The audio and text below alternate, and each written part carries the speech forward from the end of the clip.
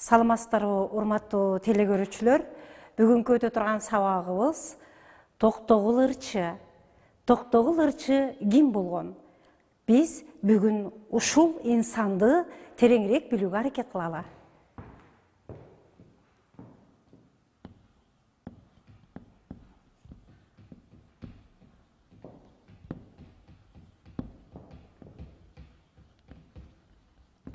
Балдар, Токтогул ырчы дегенде көпчүлүгү адашат. Токтогул Сатылгановду айтат. Жок, балдар. Токтогул ырчы болжол менен 14-15 кылымдарда жашаган тарыхый инсан. Ал жөнүндө бизге маалыматтар аз жетти.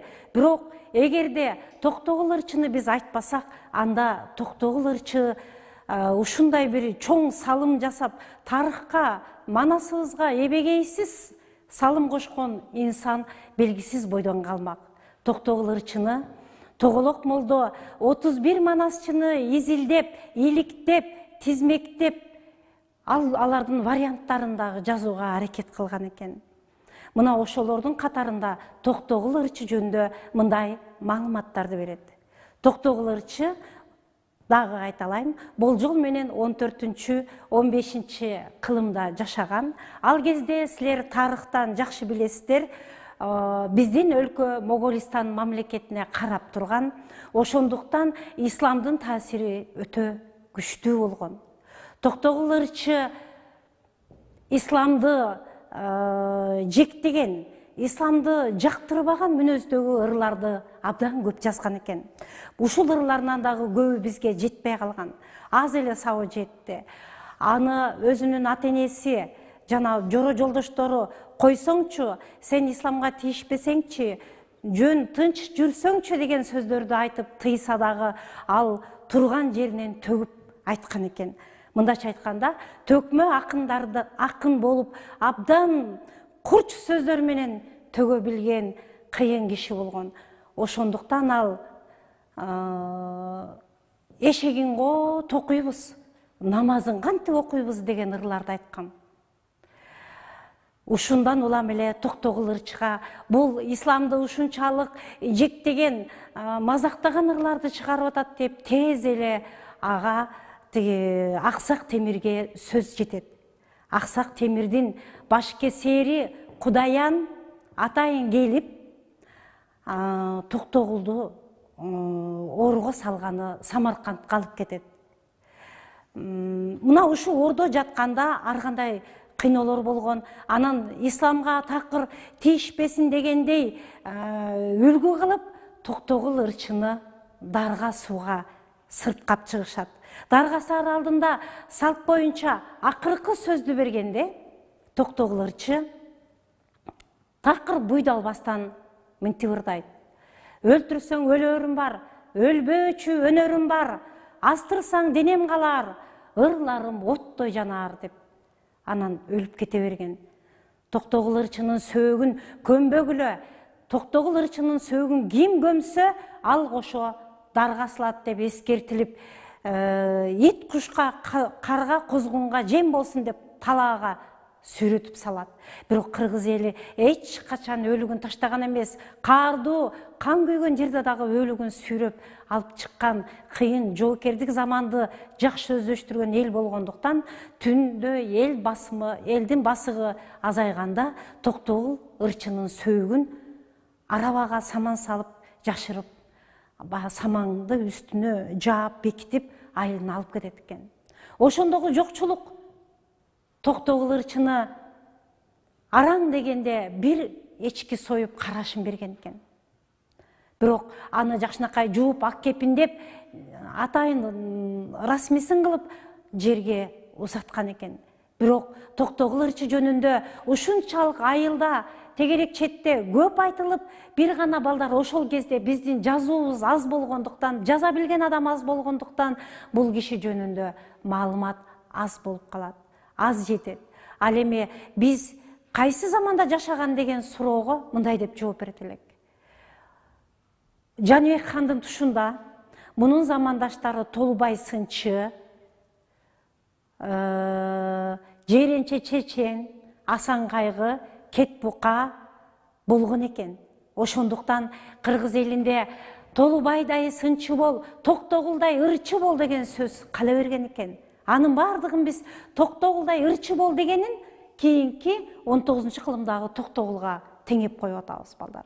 Эч качан ал Токтогул Сатылганов эмес, бул Токтогул ырчынын, жада калса атасынын аты да калбаптыр.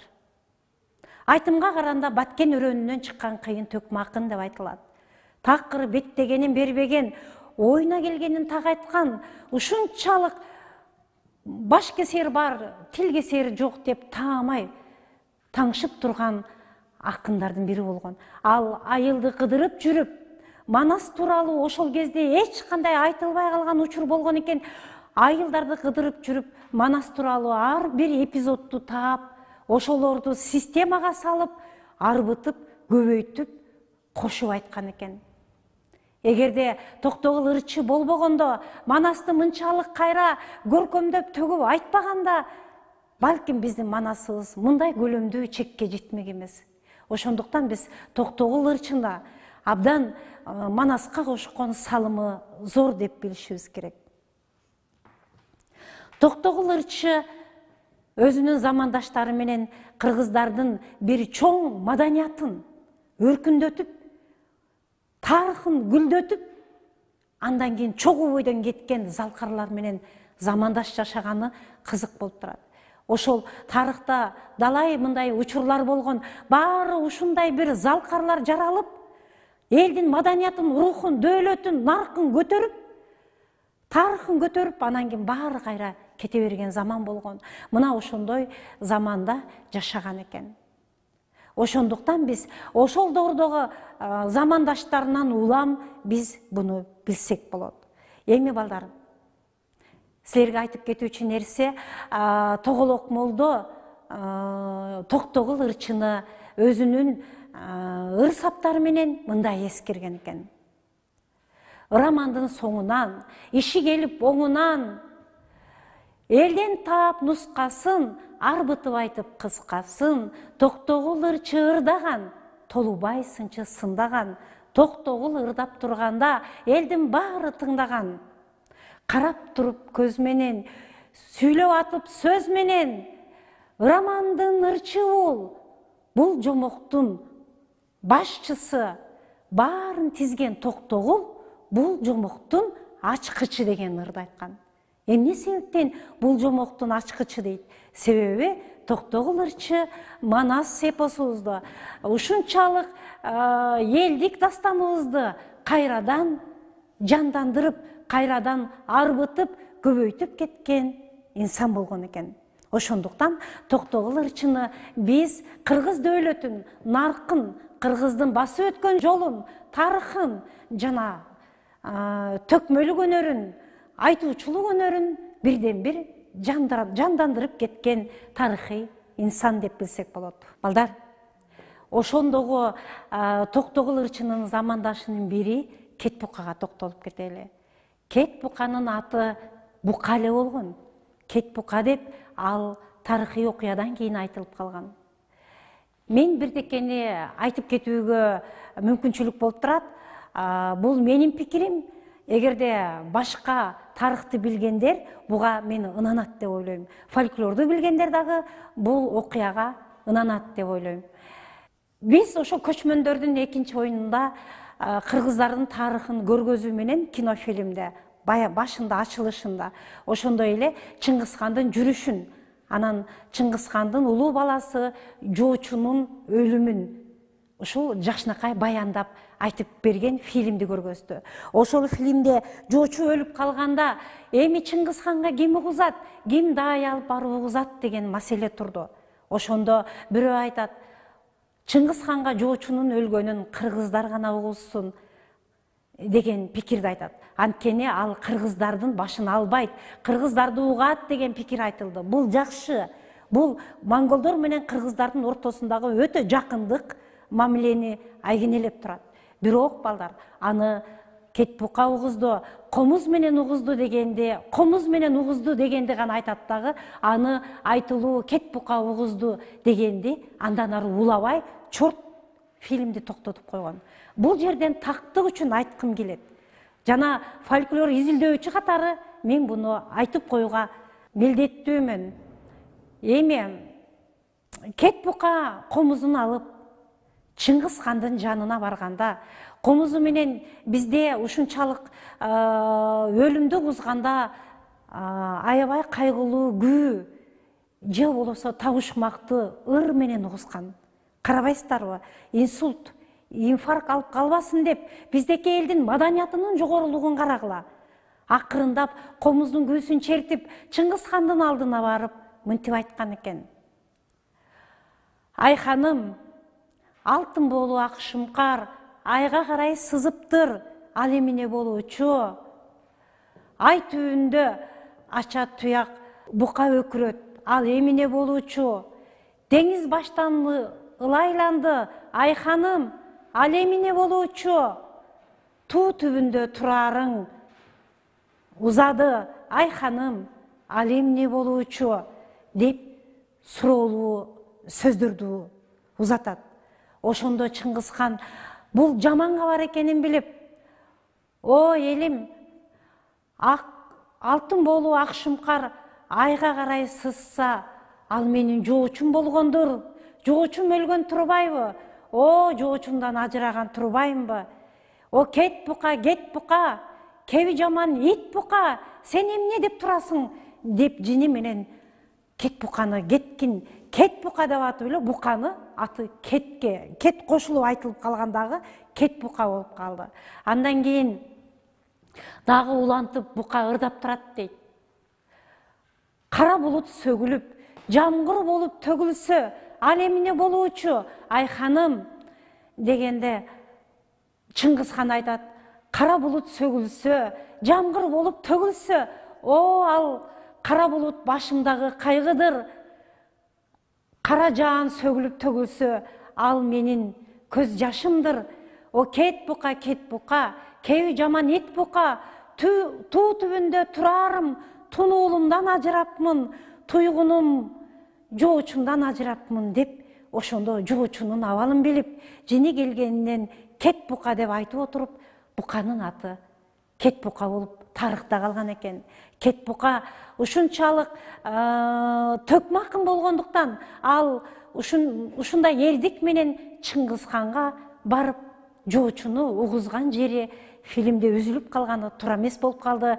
Кет буканын образы бул жерден айтылчу жерден айтылбай калды. Ошондуктан мен кет буканы дагы айта турган, уланта турган мезгил алдыда деп ойлойм. Эми балдар, Токтогул ырчынын дагы бир замандашы Жиренче Чечен. Бул балдарга жомок болуп, Акыл кара чач жана Жиренче Чечен деген жомок менен кеңири белгилүү. Бул дагы биздин айтылган фольклордук жанрдагы жөө жомоктордун бири болуп эсептелет. Эми балдар, Жиренче Чечен ушунчалык ак таңдай чечен болгон экен. Кыргыздар 4 нерсени аздектеген. Ал эмне? Кыргыз эли жашоо турмушунда дөөлөттү өзүнүн жыйнаган нарк дөөлөттөрүндө билиминде 4 нерсени аздек туткан. Алар күлүк ат, сулуу кыз, ак таңдай акын жана көз катар мерген. Мына ушул үчүн кыргыз жанын берген, ушун үчүн кыргыз өзүнүн атын чыгарыш үчүн дайыма жанына күлүк атты, ак таңдай акынды, сулуу кызды жана көз катар мергенди жанына алып аларды баккан. Алардын эч кандай турмуштан өксүтпөгөн. Себеби айылдын аты, хандын аты, бейдин аты, болуштун аты ушулар менен даңазаланып турган балдар. Ошондуктан ак таңдай акындарды Жиренче Чеченди, Толубайдай сынчыны, Токтогулдай ырчыны Жаныбек хан аздектеп күткөн экен. Урматтуу телекөрүүчүлөр, бүгүнкү сабактан Токтогул ырчы, Толубай сынчы, кет бука жана Жиренче Чечен тууралуу маалымат алдыңыздар. Бүгүнкү сабакты ушуну менен жыйынтыктайбыз. Кийинки сабактан көрүшкөнчө саламатта калыңыздар.